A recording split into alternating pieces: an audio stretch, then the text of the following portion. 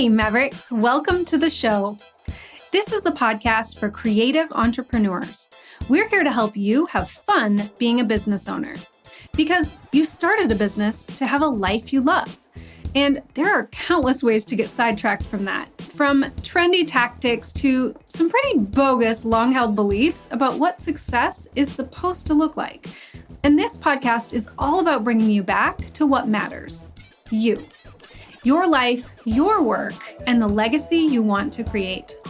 In this show, you'll get pep talks and practical tools that help you grow and run your business in a way that feels good to you. This is the Be Brilliant in Your Business podcast.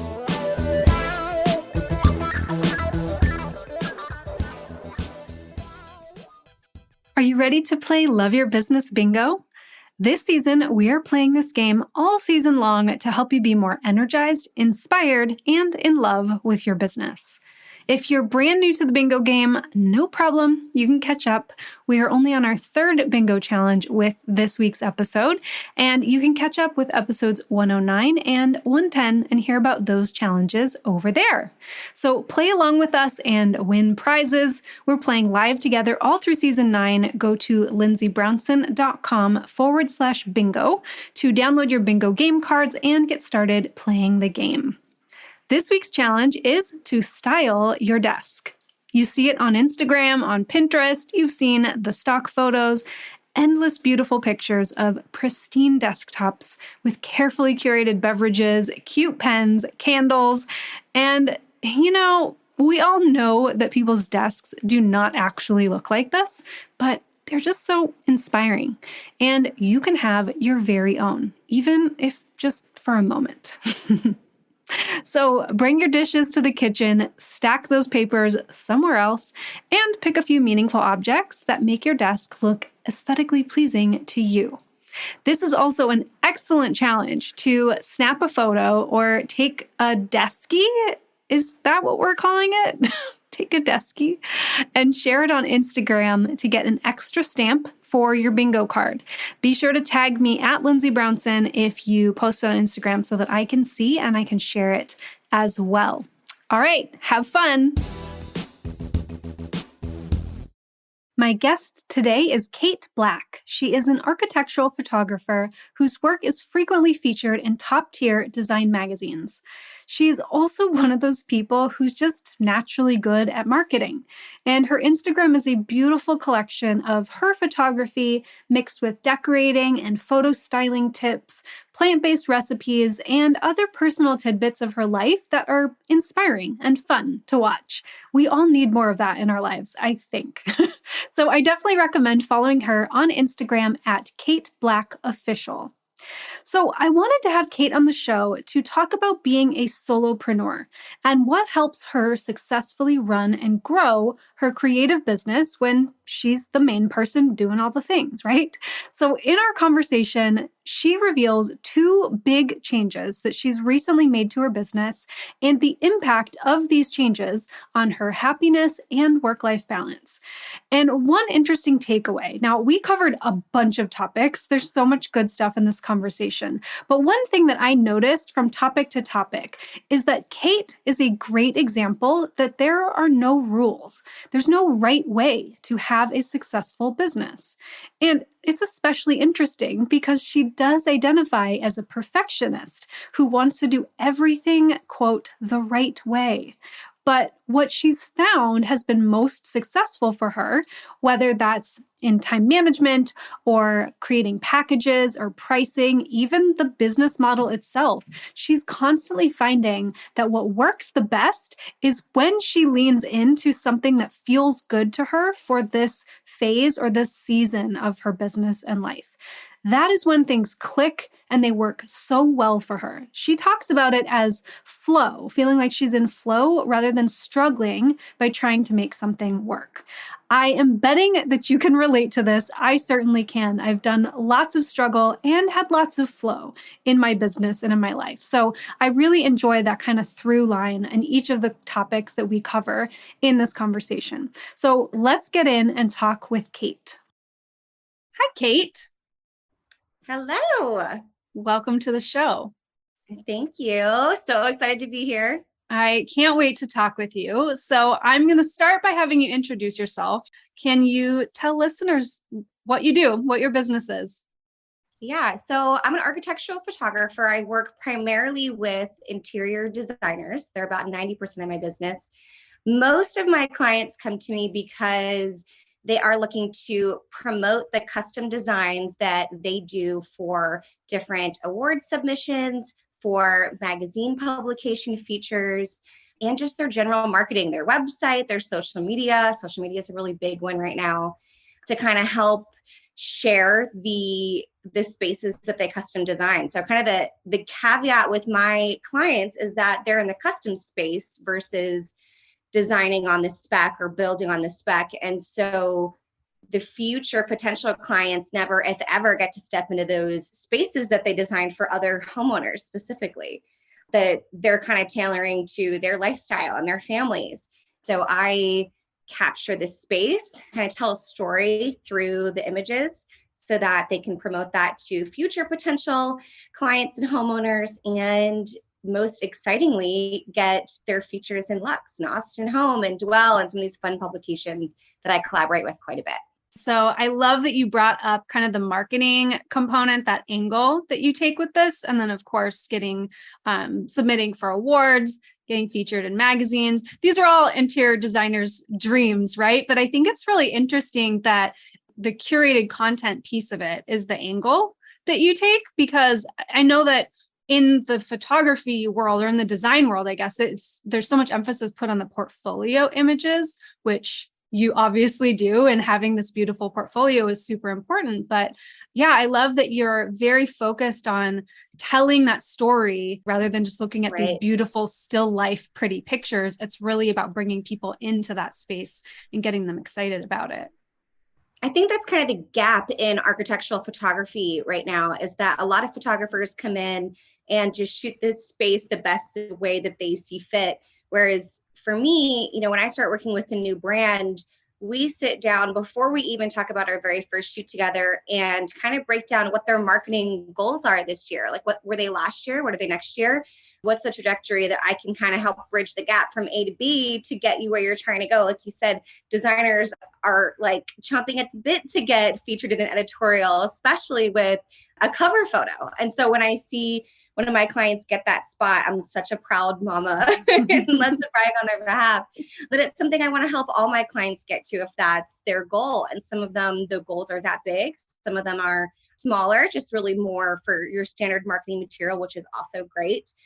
Even on those platforms, it's helpful for me to talk through at the beginning of each shoot, what is the marketing platform that you're looking to promote this on? So instead of doing a shoot and then having my client be like, okay, now we have this great content, where do we put this? Mm-hmm. We flip the script on it and look at first, what marketing platforms is this project going to really thrive on? Mm-hmm. What marketing platforms do we need more content for? And then create a unique shooting approach with those end goals in mind on shoot day.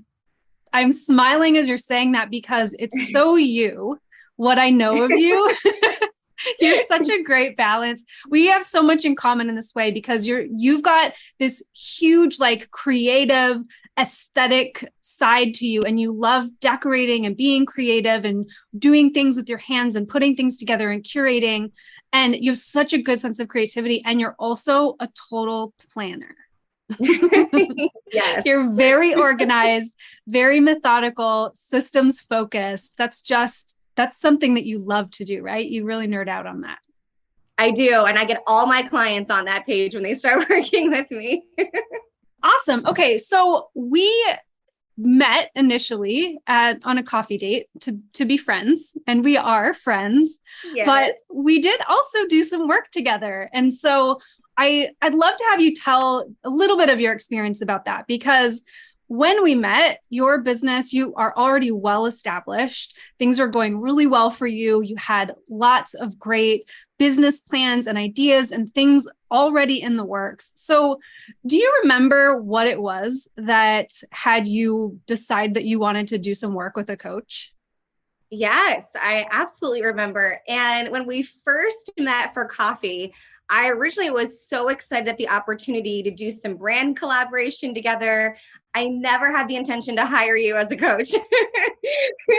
But as we were talking, I couldn't unhear the things that you were saying. And I was like, oh my gosh, this woman gets me. And I realized everyone needs a coach from time to time. Even coaches need a coach from time to time. So true. And at that time, I had consumed so much business and self development content, seen so much, attended seminars. And I think the problem is that there's no one size fits all answer to our business owner questions and creating systems that work for you. Mm-hmm. And a lot of the content out there oftentimes is not directed towards the solopreneur, which is the route that I ended up shifting back to during our time coaching together, and having to learn the same lesson multiple times over the years, that I don't want to manage people and I want to stick to doing the creative parts of my business. I think when we first came together, the first topic that I came to you with in our first session, and surprised me too, because I wasn't sure exactly what our sessions were going to look like or what the first session was going to look like. But the first thing I came to you with was feeling frustrated that I was doing too many of the wrong systems to kind of pigeonhole myself on what my daily routines and flows and priorities needed to look like, both in a business capacity and personal capacity, because it's the two really overflow for me. I don't know if this is a solopreneur thing or if it's just any business owner. Probably every business owner feels this way. But there are some things that are really separate and some things that just kind of feel muddled together. And for me, routine and my flow was something that felt really muddled together. And I had been always told about time blocking and how effective time blocking is to really make sure that you're setting out your day, knowing exactly how you want to spend it, and then spending it that way. It seems like a really easy concept and an efficient concept and the right one. You know, there's books on this. And so I was doing this for so long. And you caught me on a day on our first session where I was really frustrated with myself and feeling guilty that the original time block schedule that I had for myself, I hadn't stuck with perfectly. And so I would get myself into a space where if I didn't hit each time block correctly, it would almost paralyze me. And I would get tripped up by that and not be able to progress forward through the next thing that was important to me. So my Google Calendar started out with all of these. I had a whole calendar that was the color gray, that was for time blocking that I could turn on and off. And every hour of every day was planned out. Here's how you better be spending your day. And here's like when you finish this task and when you move on to the next one. And it was impossible for anyone to stick to. It allowed for no flow. And some of the best business, moments and milestones that I've hit were the random phone call from someone I had never worked with that throws off my schedule for that day to have a brand new collaboration brand that I'm excited to be partnering with that turns into a lifelong partner. So those are the interrupters are really sometimes the biggest blessings, but I was allowing no room for those in my schedule. So I really wanted to get to a place where instead of structure, it was more of a flow and an intention that I had for the day, not pigeonholing myself on what my exact day needs to look like. That is so good. Looking back, the way that I kind of see that our coaching went was sort of in two phases. We had that initial phase where we were creating more ease and flow for you in the day-to-day and helping you really ramp up for these big goals and things that you wanted to work on and that you were already in the process of working on. So we were basically making it easier for you to be able to do all these things that you were probably going to try to do anyway. Yes. Every time we met, you were like, oh yeah, I knocked out the list of everything that we talked about last week, plus the things that we were talking about doing a couple weeks from now. I got all these things done. They're in place. Give me homework and I'll thrive on doing yes, it. You loved it. Yeah. And it blew my mind. And so you really thought though, at that time that your business was going one direction. We were talking about hiring your first true employee Mhm. and scaling the business and the directions that you wanted to take. And then some circumstances changed. They did. Will you share with listeners what changed? Yeah. So the huge thing that changed in my life at exactly the halfway point of our coaching time together was finding out that I was pregnant, which is giant news because we had been trying for 17 months at this point, and this was our first. So it was such an answered prayer. And at the same time, I had just hired, like you said, hired my first in-person assistant. So my overhead had just jumped way up. And so I realized very quickly this was going to be a good time to pivot. Yeah, some adjustments needing to be made Yes. for your plans. Okay, so tell us what changed and what adjustments we made, how you're operating now. Yeah. So I think we went from looking at what are all of the plans and goals and campaigns that we're going to do for the entire year. I mean, I had a whole like 12-month calendar written out of every single campaign we were doing and all the broken down content and when that was going to happen, when it was going to go out, very meticulously defined. And, I'm that kind of achiever personality that lets my brain run with things and decide what goals I can excel to, what things I can manage, and what's possible. And so my brain is really what drives my success in a normal day to day. And then when I found out I was pregnant, your symptoms take over pretty quick once you find out that news.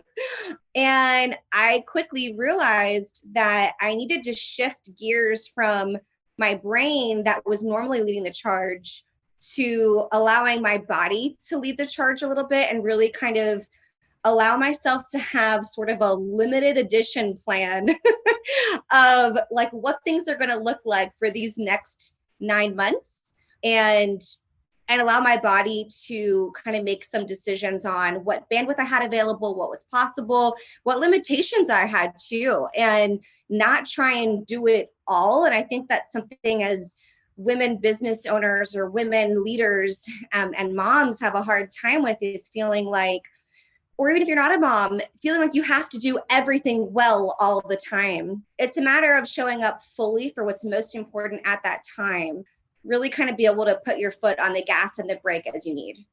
While you didn't go into growth mode in a scaling kind of way, your business has still been in a powerful forward momentum. Like you've made some big changes this year that have been really valuable for you, that have been really amazing for your clients.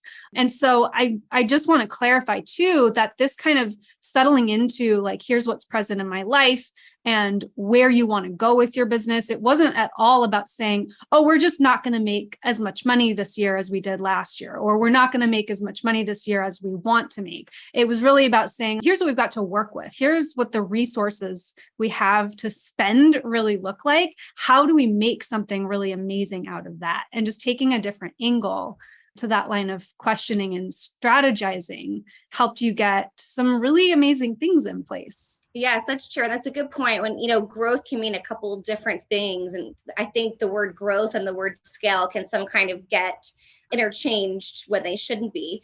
But there were two kind of major things that happened that were quite life-changing in the business in part two, the last 3 months of our time together, that were kind of born out of the thought of being able to create something that would sustain even when I pulled myself out of the business for my maternity leave for a few months, and ended up being a huge blessing to both me and extra value I was able to offer my clients in the time even leading up to maternity leave, and that I'll still be able to maintain and be there when I get back from leave as well.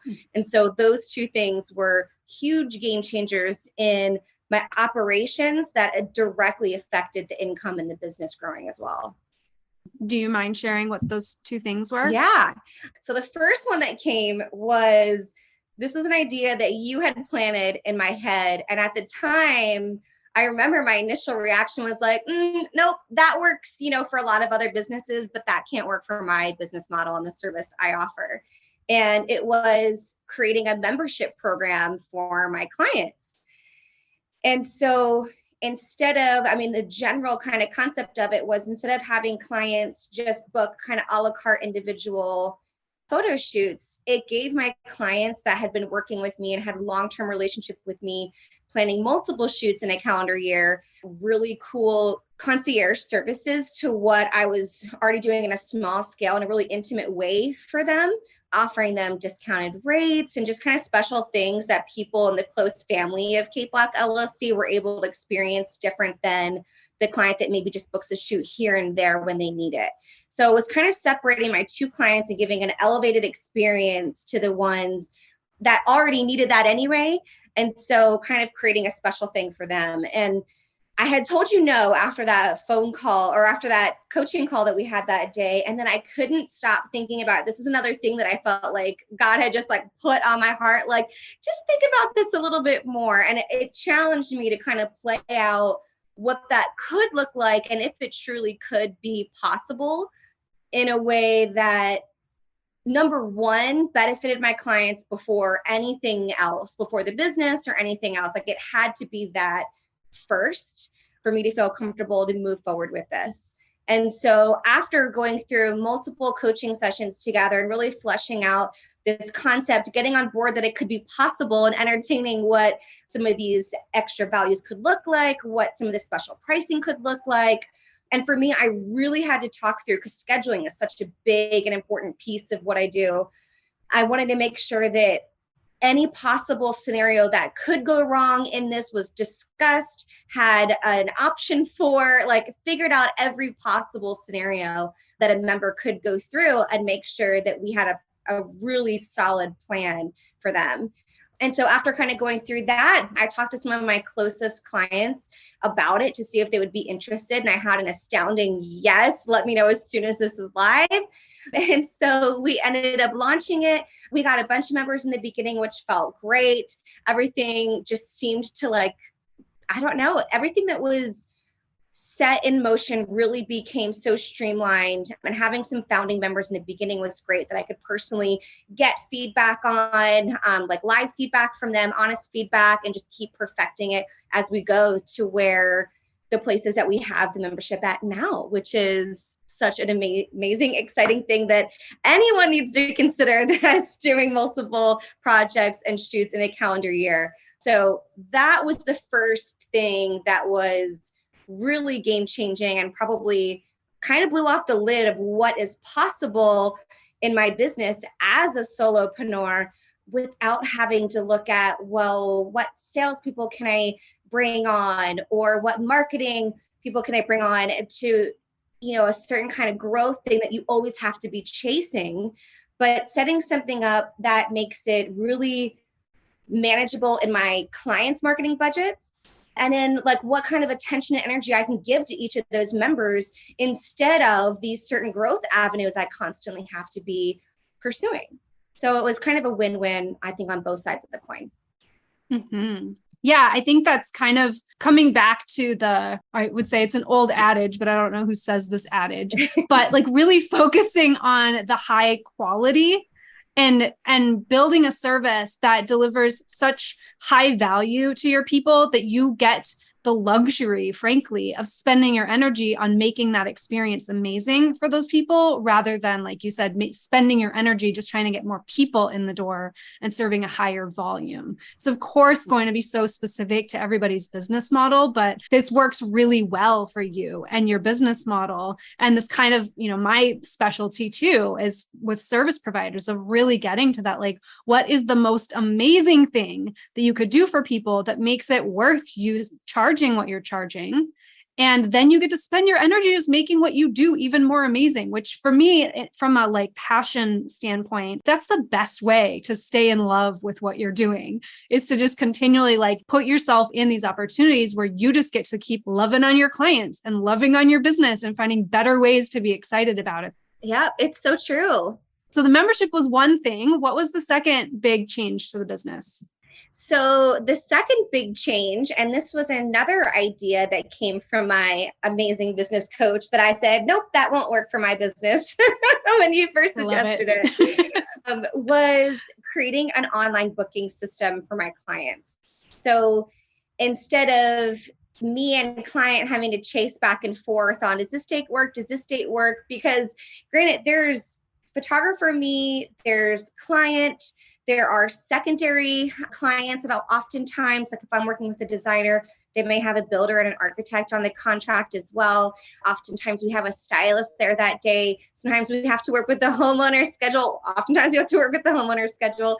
So there's a lot of different hands that go into it. And so there was a lot of back and forth, which created more admin energy that had to be put out for me and for my clients. And well, that was pretty much the biggest issue. There was a lot of time and admin bandwidth that had to go back and forth on this. And so you had recommended it. And the reason why I considered it as a secondary response after I said, nope, that won't work for my business, was because I was leaving for maternity leave. And at this point, and I can kind of speak to this story a little later on, but my in-house assistant that I had hired had ended up moving on. She actually moved out of state. So it kind of organically, we kind of went our separate ways. But at the time, I was going to have someone available to go back and forth on scheduling. Now I've really honed in on making myself a true solopreneur again and thought, how do I continue to still be able to show up for my clients, but still be able to take the proper maternity leave that I want to be able to take and step away and be mom number one once this little nugget gets here. And so I initially was like, okay, let's try the online booking thing for maternity leave only. So my clients can kind of opt in and schedule. We'll turn that on once I leave. So you were like, okay, no problem. I think once you get it set up, you're going to love it and you're just going to use it now. And I'm like, yeah, we'll see. So I ended up working on the platform Calendly, which I now absolutely love. I was blown away with not only are there online booking options that we can do through here, there are so many customizations and automations that are possible with a platform like Calendly. And so my plan, I had a very simple plan of getting like, here's a shoot date, here's the time, opt in, done. I was thinking it would take me about a day or so to get this set up on there. Well, 2 weeks later, I kept telling you, I'm like, I'm still working on it. There's so many options here that I was like, this is silly not to take advantage of all these automation functions that I have available to me and customization functions. So it was about a 2-week process getting everything fully set up on there. But it's one of those things that when you invest that time, it's you can set it and forget it type of thing that takes your energy once and then it just can run from there. So once I got it set up, I was like, I put this much work into this thing. Let me see if this is possible to do on a long-term basis. And so again, I was able to kind of speak to my clients about it, get live feedback from some of my founding members. We have an option for booking for members, booking for non-members, and all of these functions that immediately happen right after, and then functions that happen leading up to your shoot, reminders, all these little things that normally would either require an admin to do or my bandwidth to do. Now we're just completely automated and done, and I don't have to think about it. And not only is that helpful for me on the back end logistically, but my clients love it too, because there's no back and forth anymore. It's so easy for them to opt themselves into things. They can reschedule if they need to themselves. That helps them with their back end logistics as well, because we have ours leading up to the shoot, but our clients have their own as well. So it kind of helps keep everyone on pace. So we've talked about that there was an intentional shift from hiring, having an employee, having staff, to deciding to go back to a solopreneur model. And that was something that was discussed, that was talked about, that was a decision that was made to really focus on being a solopreneur and making the business really fit inside that model for you. Why is solopreneurship a good fit for you? How did you come to that decision? I think sometimes solopreneurs can get a bad rep because there's a misconnotation with the concept of having to scale to grow. And it's just not true. So I've gone from trying to do everything myself back in the beginning to virtual admins to hiring an internal person to everything in between. And for me, I think growing an internal team created a lot of additional work and overhead expense that I had to make up for somewhere. And that coupled with the headache of not loving managing people and turnover, and having to create backup plans for when people didn't show up, it just wasn't worth it for me.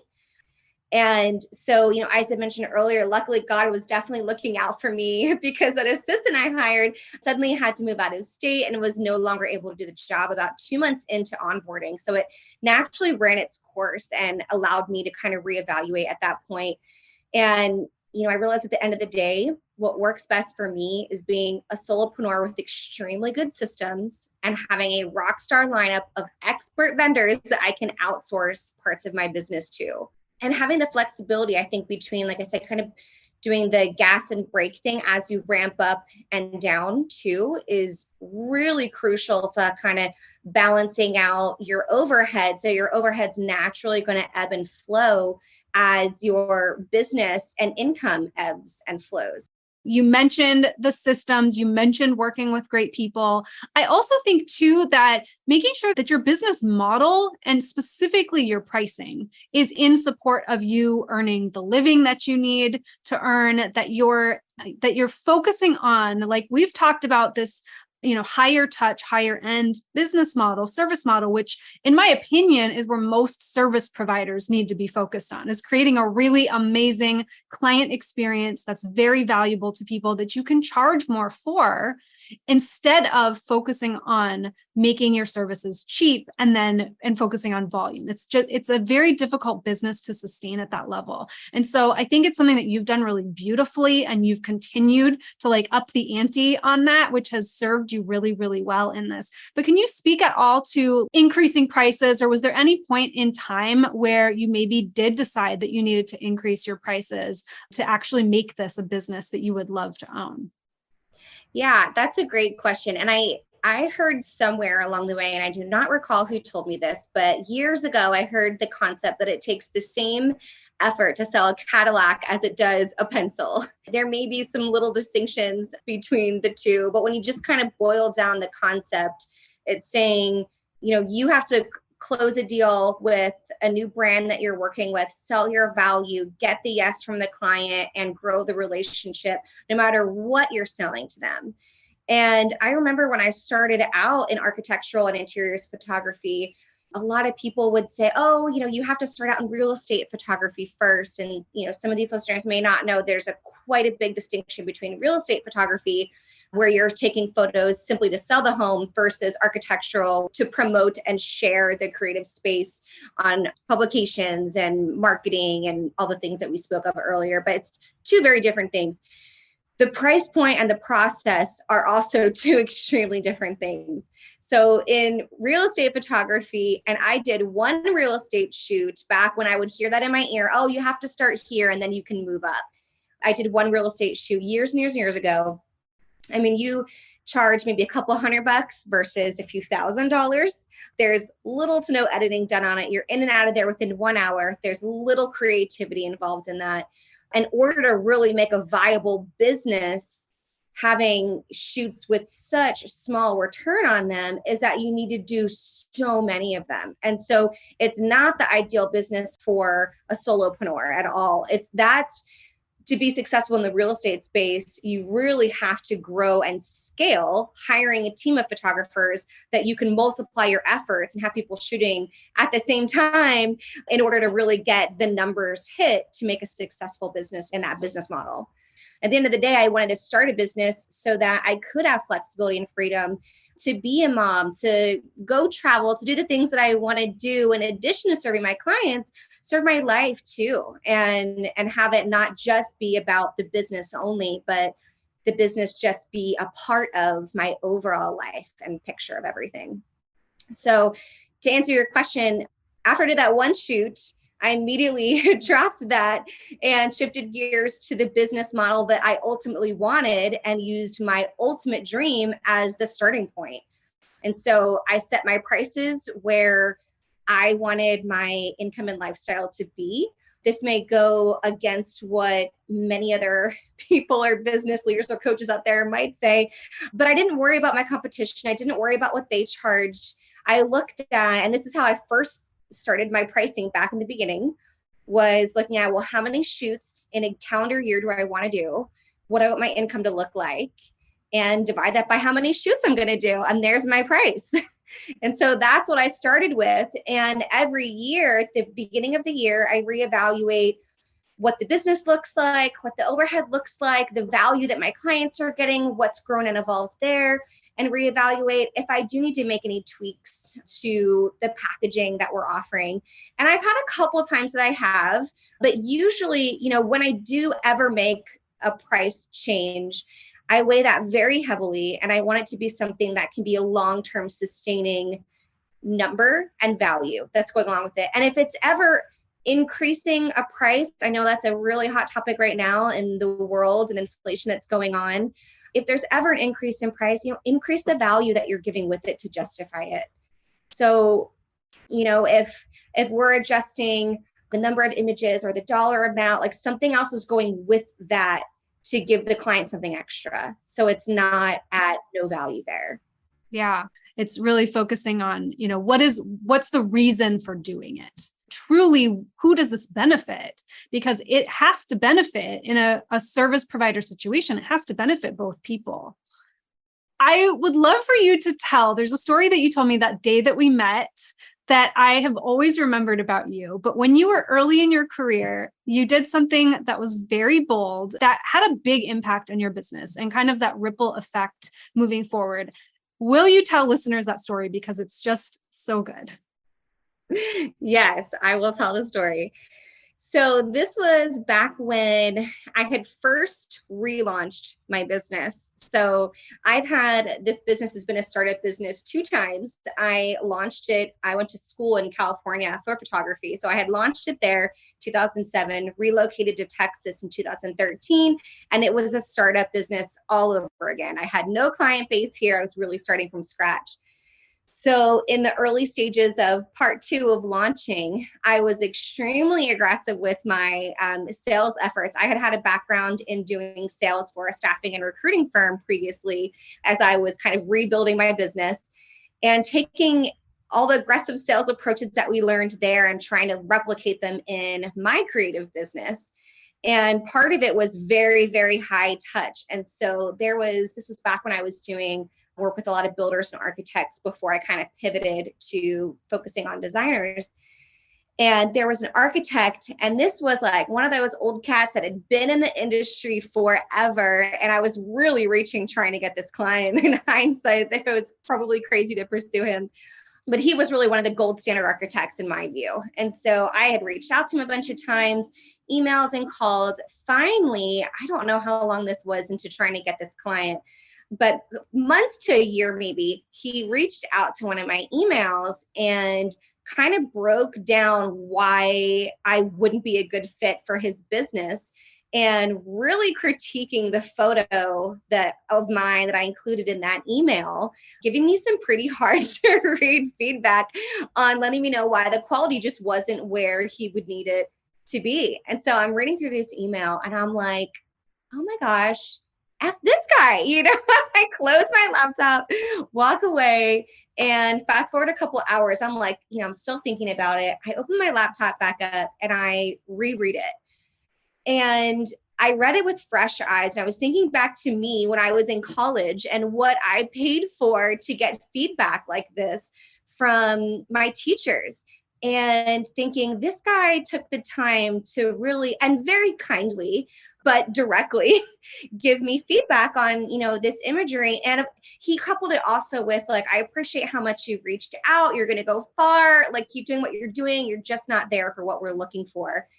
And so after rereading it, I was like, you know what? I'm going to reach out to this guy and see if I can't treat him to a coffee and get more feedback from him, because this is so valuable to what I'm doing and how I could grow and pivot some of the techniques that I'm technically doing in my business right now.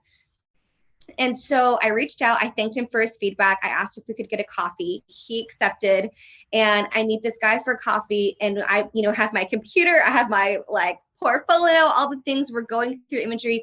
And he's giving me all this incredible, valuable feedback from a technical standpoint, from a client that would be like reaching for the stars kind of company to work for, which would equal a reaching for the stars kind of feedback and quality that would need to match that type of client and architect. And so getting all his input, I mean, it completely changed one of the major technical approaches that I use now in my photography, and was kind of the jumping or the springboard for really honing in on my creative craft and taking the time to work on all the technical skills and get my business and what I'm offering really buttoned up into the place that it is now. And I'll tell you what, I've never worked with this guy, and I probably never will, but he was a huge turning point in my business. And I'm so grateful to him. I've reached out and talked to him since then. I mean, again, it's about like leaning in when God just put that little bug in my ear, like, you need to take a second glance at this. You need to pause here and lean into this. So much can change when you just lean into something that is knocking on your door like that strongly. I love this story. There's so many things, and you've brought it full circle so beautifully, but there's so many things in it that I love. Particularly, I just want to point out that what you were doing by reaching for him in the first place, right? By not thinking of all the reasons you shouldn't reach out to him, but actually deciding to reach out and then being consistent when you didn't get the response. If we could write out the steps for success, this is it right here. Aim high, be consistent, continually reach out and try all the different avenues. And when you don't get a yes or you don't get a response, instead of making that mean, oh, I should stop, I'm probably bothering him, you decided, I'm going to try it a different way. I'm going to go a different route. And then when you did get a response, of course, you had the completely appropriate response of F this guy.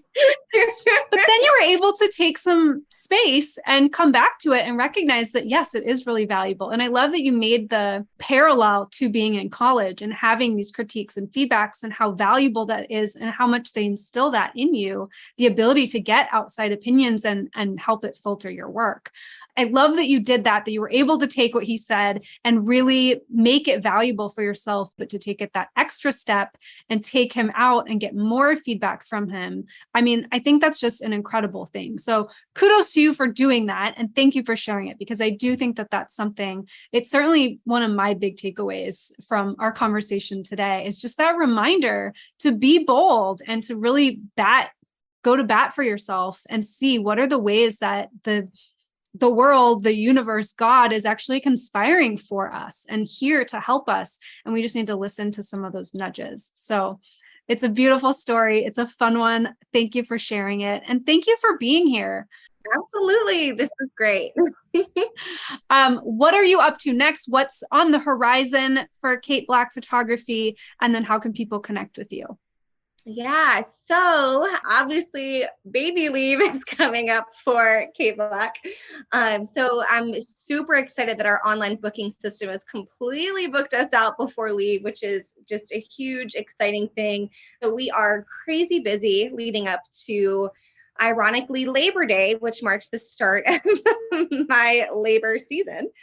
And we've opened up all of our online booking indefinitely right now, so that all of our clients, any future new clients that want to sign up with us, are easily able to opt themselves in for when I return the first of the year. In the meantime, we have all of our automations going, which is so exciting. So everyone can kind of keep on top of keeping their content generation top of mind as well. So any current clients or new clients, if you want to opt in, you still can, even while I'm away, which is great. And to find us and follow us and see what we're up to, including my new mom journey and all of the things, I share so much personal stuff as well on our Instagram. So my handle is at Cate Black Official. Cate is with a C, C-A-T-E. So I definitely recommend the Instagram. That's a great place for people to connect with you. Is your membership available right now for designers in Austin area? Is your membership open? Yeah, so membership is currently, it's quietly open right now. So if you are interested, you can email me just with the word enroll, and then we can take it from there. My email is kate@cateblackphotography.com. And then we'll officially open up enrollment again in January. And we do have a limited number of spots. So anyone that wants to kind of opt in during our quiet season, I will still be monitoring emails once a week while I'm out. So we can still opt you in anytime. And then we'll have a limited number of spaces left during that open enrollment. So if you want to kind of get a jump on it or get in before those spaces potentially fill up, just email me that word enroll and we'll take care of you. Amazing. Awesome. Thank you so much for being here, Cate. Yes. Thank you, Lindsay. Do you love these weekly doses of insight and inspiration for your business? Then you gotta join me in the Maverick HQ. This is our listener library full of helpful tools to create clarity, spark creativity, and manage your time and energy like a boss. It's all inside the Maverick HQ, and it's totally free for you. Head to lindsaybrownson.com/Maverick to join me right now. I'll see you inside.